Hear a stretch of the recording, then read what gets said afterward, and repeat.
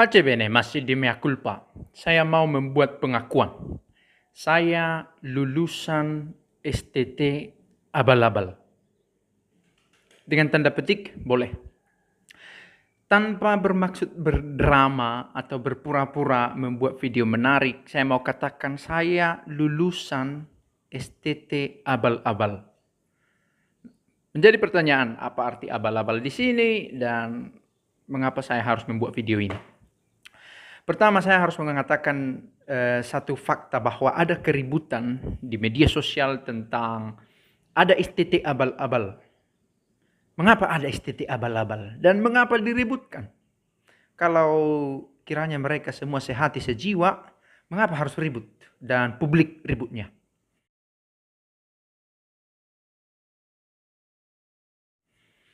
Oke, pertama saya mau bercerita tentang keabal-abalan, abal-abalitas dari kampus saya. Mengapa saya sebut abal-abal? Karena secara de jure tidak ada izin sebagai pos S1. Ya, saya studi S1 filsafat keilahian, lalu S2-nya teologi seharusnya, tetapi karena tidak diakreditasi karena keterbatasan, maka dia abal-abal. De jure, secara hukum dia abal-abal. No, jangan salah mengerti, disclaimer.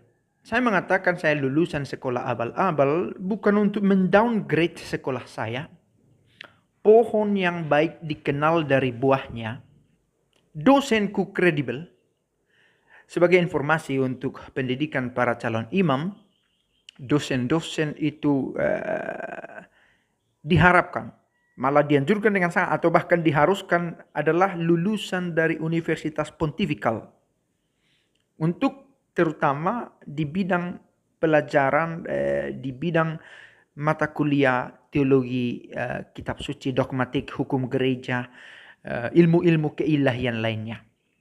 Diharapkan, malah sekali lagi diharuskan, ada dokumen terbaru yang berbicara tentang pendidikan bagi para calon imam.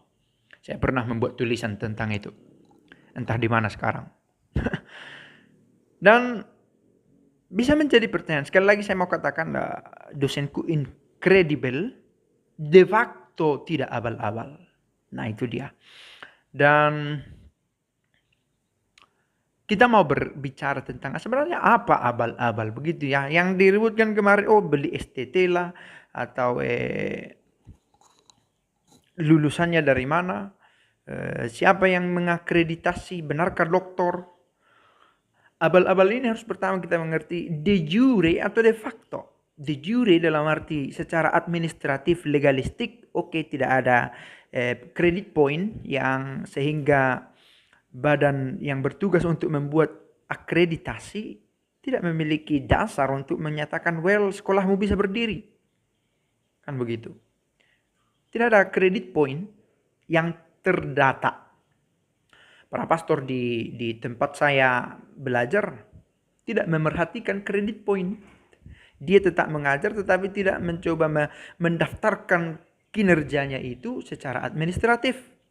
Nah, hal-hal semacam itu. Sekalipun lah, tetap saja masih bisa diperbaiki, tetapi tidak seabal-abal yang orang pikirkan. Nah, abal-abal de jure beda dengan abal-abal de facto, sekalipun ini bisa bersamaan. Abal-abal de facto adalah kenyataannya memang tak berkualitas. Apa yang diajarkan? Siapa pengajarnya? Kapan saja belajar? Sekali seminggu? Sekali 2 minggu? Adakah tatap muka? Bagaimana belajarnya? Siapa yang memonitor ini semua? Siapa yang menjadi pengawas? Program-program apa yang dibuat? Nah ini berpengaruh pada produk kemudian dari sistem pembelajaran itu. Nah, maka abal-abal de jure atau de facto atau both. De jure dan de facto memang abal-abal. Sehingga de facto abal-abal kita bisa lihat proses belajarnya. Tidak bisa dipertanggungjawabkan, pengajarnya juga tidak kredibel, produknya bergelar doktor namun tidak memberi sumbangan edukatif. Bahwa punya sumbangan moral karena mengajarkan kebaikan, tetapi nilai akademiknya tidak tampak. Bagaimana dia mengurai kitab suci secara akademik, saintifik, menurut eksegese, menurut komentari-komentari, menurut jurnal-jurnal ilmiah yang berbicara tentang kitab itu. Dan itu perlu untuk pendalaman. Kita tidak bisa berbicara, kita membiarkan Roh Kudus bekerja. Ilmu pengetahuan membantu kita membedakan, to discern, ini Roh Kudus atau roh lain. Memang Roh Kudus bekerja bahkan tanpa pengetahuan, tetapi kita butuh pengetahuan untuk mengenal ini Roh Kudus atau tidak.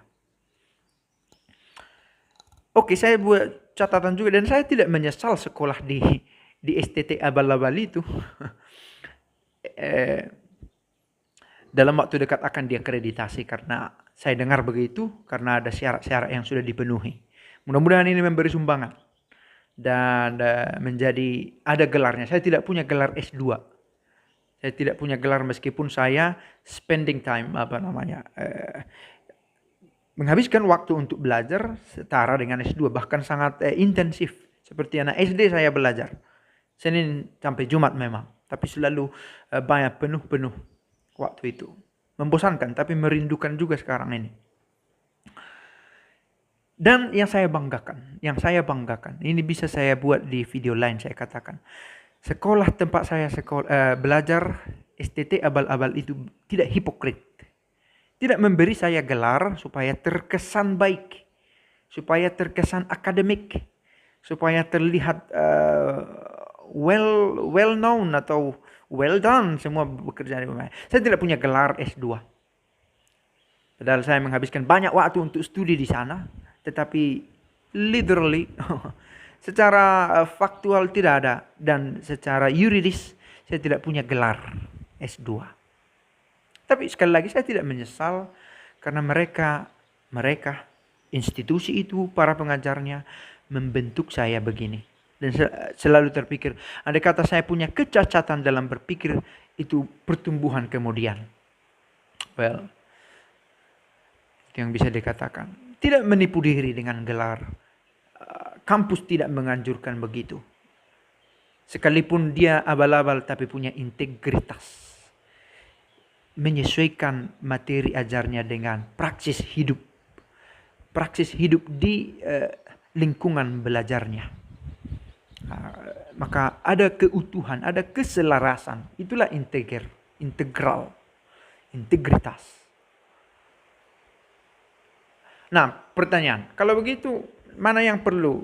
Bagus secara de jure atau bagus secara de facto, atau both of them? De jure bagus, de facto bagus. Apa maksudnya de jure? Secara hukum, jus juridis, hukum. Facto, factus, facere.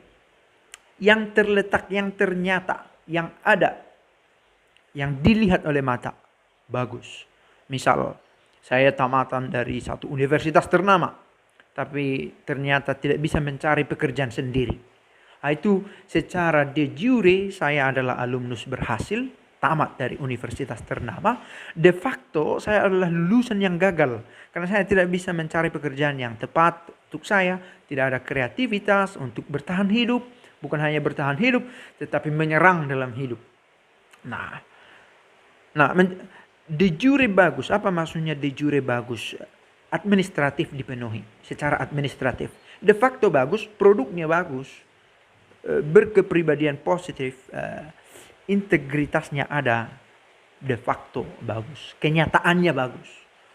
Nah, maka kebalikan, abal-abal de facto, produknya memang abal-abal, faktanya memang, sekalipun, maka terbuka kemungkinan ada universitas yang de jure bagus, tetapi de facto tidak, karena hanya secara administratif saja.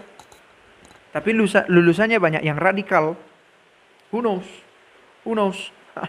Siapa yang auditornya, apa istilahnya, untuk membuat assessment.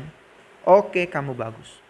Masalahnya kalau asesornya tidak adil, sudah berpihak. Oke. Maka penting pendidikan yang kredibel, bukan menjamin akan menghasilkan lulusan yang bagus, bukan menjamin, tetapi memberi potensi untuk menjadi aktus. Oke, maka penting pendidikan yang kredibel supaya pemerintah membantu sekolah itu membuat standar yang harus dipenuhi. Tapi harus disertai dengan produk berkualitas. Sekolah kredibel bukan sebuah jaminan meski berpotensi menghasilkan alumnus berkualitas. Dan ya sebaliknya, sekalipun tidak kredibel, tidak well known universitasnya, tetapi memang SDM-nya bagus, kebetulan dia ada di lingkungan yang tepat, di bidang yang tepat, dididik oleh orang-orang yang tepat, produknya berveto, dipakai di tengah masyarakat, berkarya, produktif, menginspirasi, inspiring. Bukan hanya inspired, tapi inspiring. Sudah ada sumbangannya bagi hidup bersama untuk bonum commune. Maka dia disebut sebagai de facto bagus sebagai lulusan universitas. Nah, mengapa ada diributkan ini? Apakah ini tanda dari keterpecahan? Saya tidak tahu, pernahkah ribut-ribut universitasnya, STFT-nya di Jawa sana dengan STFT kami di Regio Sumatera? Saya tidak tahu, mudah-mudahan tidak ada. Karena kalau ada itu ribut-ribut dalam arti bukan diskusi untuk kemajuan, tetapi ribut-ribut dalam arti untuk saling menjatuhkan, ya. Karena kalau ada itu adalah tanda dari kemunduran dari gereja. Kemunduran dari gereja. Kehilangan lepas dari roh yang harusnya menyatukan, yang ada untuk menyatukan roh itu, tapi tidak diakui sehingga ada keterpecahan. Nah, ini satu koreksi juga. Sebuah video, semoga berguna dan pace bene. Salam Maria penuh rahmat, Tuhan sertamu. Terpujilah engkau di antara wanita dan terpujilah buah tubuhmu Yesus. Santa Maria Bunda Allah, doakanlah kami yang berdosa ini sekarang dan waktu kami mati. Amin.